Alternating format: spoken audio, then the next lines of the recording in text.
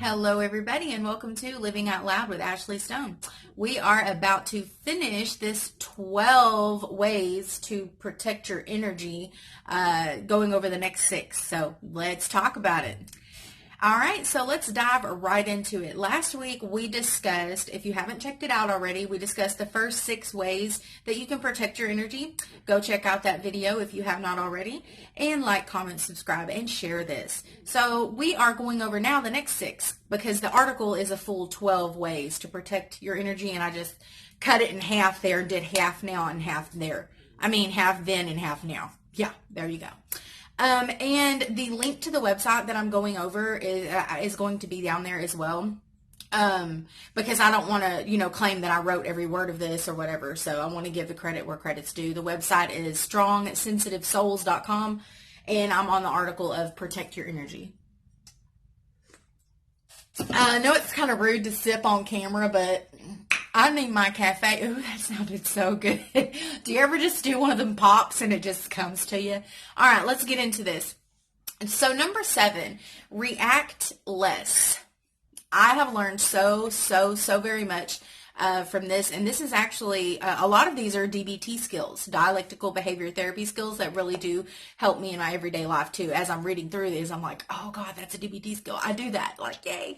So, really putting all these things into play, and some of these things I haven't really started doing. It's helping me so far, so good. So number 7, react less.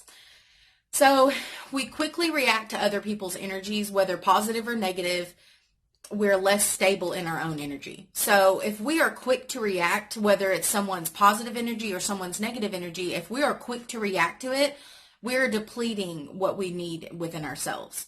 A lot of us, whether you're a recovering addict or not, a lot of us, I know especially me, I can be very impulsive, positively and negatively impulsive. And so I noticed that it always ends negatively. Even if it's a positive thing, someone gets excited and like, oh, let's do this. And I'm like, okay, let's do it. And then 2 minutes later, I'm like, oh God, what am I doing? So that's, basically it in a nutshell. A little shell of a nut. So practice pausing before you react. Check in with yourself to see how you can respond to the situation.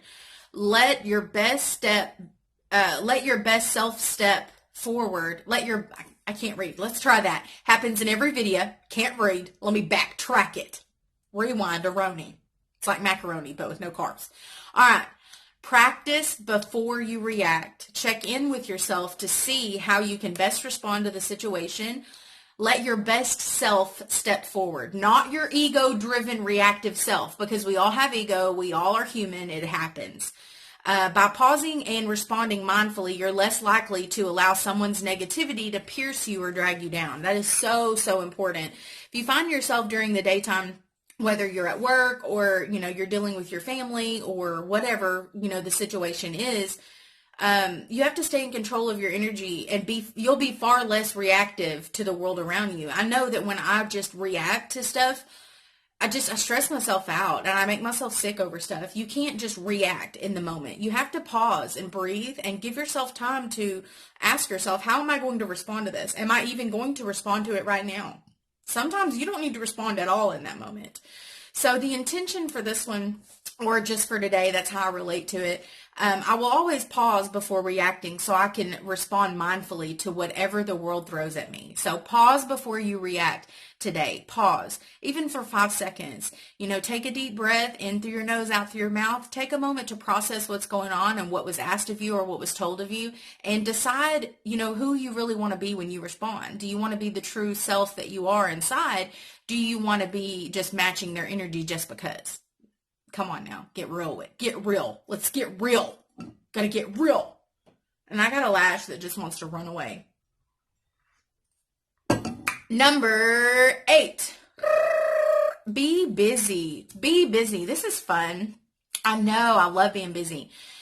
If you get impacted easily, who is that guy? I get distracted and impacted, obviously. Oh my God, it's on the Jeopardy spoof for Saturday Night Live, Sean Connery. Never mind, I'm done. Okay. If you know you get impacted easily by the energies of the world around you, honor yourself enough to set strong limits. You have to set strong limits, you guys, especially if you're an empath. If you're a strong, sensitive soul, that's exactly what this website is for. Don't say yes to more than you can handle. And have I learned from that? And as many of you may know, about 6 months ago or so, I tried to take on way more than I could handle. I tried to dip my ladle in everything and try different things and learn all these things at once and work all the overtime and do this and do that. And I wore myself thin and I made myself sick. So don't say yes to more than you can handle. Just because you have a night or a weekend free does not mean that you're actually free. Just because someone's persistently asking something of you doesn't mean you have to give into it. And because you are busy healing, restoring, contemplating, and spending much needed time alone, say no before committing to more than you can handle. No explanations are necessary. You are simply busy at that time, and that is the truth. So when you say be busy, it doesn't mean busy work to steady your mind. It means busy taking care of yourself, loving yourself enough to heal, restore, and contemplating, what you're going to do with yourself, your life, your goals, your personal growth. Today's intention on that, number 8, would be intention. I have the right to stay busy with the work of healing and restoring my energy. Healing and restoring your energy is your priority, should be your priority. Because if we don't take care of ourselves, as it's many times said and many times known, and everybody's heard it and everybody's lived it, but why do we keep going back and making ourselves too available and then just crash and burn every single time? We can't always try to please everybody else or everybody's expectation of us. It is what it is. Let's move on to number 9.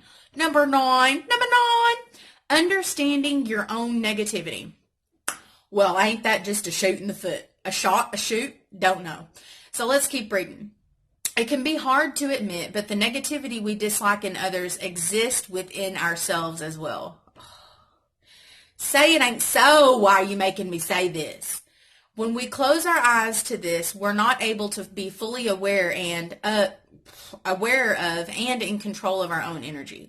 We cannot close our eyes to our own issues and our own negativity. When people boast about how they won't hang around people who bring their energy down, they're helping to spread further negativity. They're essentially saying, I'm better than that person, I'm worthy, and they're not. This mentally comes from a place of ego instead of a place of oneness. We are all one on this planet, and while we have to protect ourselves from energies that hurt us, we must also be mindful of how our words and our intentions can hurt others, further bringing down the energy of the world around us. So be careful not to speak so negatively or speak on people's negativity. Just be mature enough to distance yourself from it and to really recognize and look within your own self and how you're being negative and to work on that. That intention will be, today, I will protect my energy while also compassionately resealing. That's not a word that we're using right here. Intention, I will protect my energy while also compassionately releasing all judgment of others. We have to be compassionate, not just to ourselves, but others. And we have to know that the negativity or the badness, the human nature, whatever, in other people, we have that in us too, because we're all human. We may have come from different backgrounds, different countries, different states, different religions, different beliefs.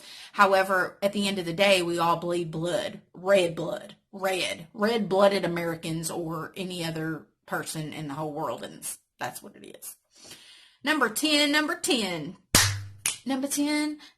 want to count to 10? 1, 2, 3, 4, 5, 6, 9, 8,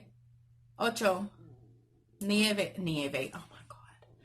I just did that on public live television here and embarrassed myself. I used to be able to count to like 100. The muscle don't work unless you work it. So we'll try to count to 10 again later on. So let's go ahead and go to number 10. Ground yourself in nature. Ground yourself in nature. We all lose ourselves from time to time. Someone's negativity gets the best of us and we get swept away in their current. How many times has that happened to you when you find yourself swept away in someone's negative current? It says, for deep healing and to find yourself again, ground yourself in nature. Take a walk in the park or the woods if you can. It's so cleansing to do walks outside and to be in nature. And your energy can struggle if you don't ground yourself back to nature, because that's That's who we are. You know, we're not meant to be surrounded by all of these things all day, computers and phones and Bluetooth and you know, all of these things that aren't real. You know, they're not of nature and of your higher power and of God, you know. And so, you know, when you pull yourself away from all this bullshit, turn your phone on airplane mode, set it down, forget about it, just go outside. Don't even worry about a playlist. You know, nature can be your playlist. And that's another form of self-care, is giving yourself that time with nature. So that intention says, no matter how lost I get in someone's negativity, I can use the powerful restorative qualities of nature to heal and reboot. It's so important to use the positive restorative qualities, because nature does have restorative qualities for us. Number 11, quickly cleanse. Quickly cleanse. If you're with someone whose negativity is impacting you, there's a tendency to clam up and take quick, shallow breaths. Doing so exasperates that person's impact on you, allowing their negativity to seep deeper into your core. Instead, pause and take several slow and deep cleansing breaths. Let your breath remind you of the power you have over your domain. Close your eyes and breathe in calm, peace, and light, and breathe out pain, toxicity, and darkness. Your breath is your simplest but greatest power.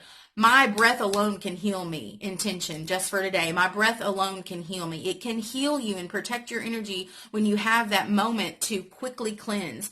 Whether it's on your timeline or something in person, someone's negativity is just blasting right there in front of your face. You have that opportunity to quickly cleanse yourself instead of breathing, you know, angrily. We have that opportunity to breathe in slow and breathe out slow, and picture ourselves breathing in all the good stuff and pushing out all the bullshit. And you know, these mindfulness techniques sound kind of kiddish and like, okay, yeah, right, whatever, but it really works, you guys, especially when I find myself in the midst of being frustrated with my kids, especially because I have teenagers. You know, life isn't perfect. You know, life isn't peachy 24/7, but I have opportunities every day to make a choice to protect my energy and to be the best person that I can be. And I make those opportunities, you know, because I'm not just going to come into, like, life isn't just going to throw me all the good stuff. I have to make the opportunities and take the chances enough to love myself to do these things. Number 12, we're about to wrap it up in this. Number 12, don't give permission. No one can affect you without your permission. Think about that. No one can affect you without your permission. If someone's energy will be harmful to you, don't grant them that permission. Simple as that. No access, bitch. No access. You can't get in here, okay? You are no one's emotional outlet or emotional puppet. I read the word wrong. Still makes sense. You are strong and intuitive and empathic, and that can leave you open to other people's energies, but only if you allow it. Listen to that. Only if you allow it. So whenever you need to, tell yourself that you will simply not allow it. The intention for that is, my energy is mine, and the energy of others penetrates me only when I allow it. You only allow yourself to have a bad day. You only allow yourself to be impacted by other people's negative actions when you allow it. Like, hello, you're allowing this to happen. You are the creator and the manager of your own internal domain. So are you going to allow someone in there or not? It is your choice. We all have choices every day. So with that being said, that wraps up the 12 ways to protect your energy. Like I said, I got this off of StrongSensitiveSouls.com. If any of you have any Q&A, any questions, any experiences, anything that you've went through, and different things maybe that we haven't talked about that, you know, you've protected your energy or protected your positivity or your relationships, or, you know, however, you know, you have done this on your own that maybe wasn't one of these ways, please let me know in the comments. Also, I just want to refer back to the first video. We did the last 6 last week, the first 6.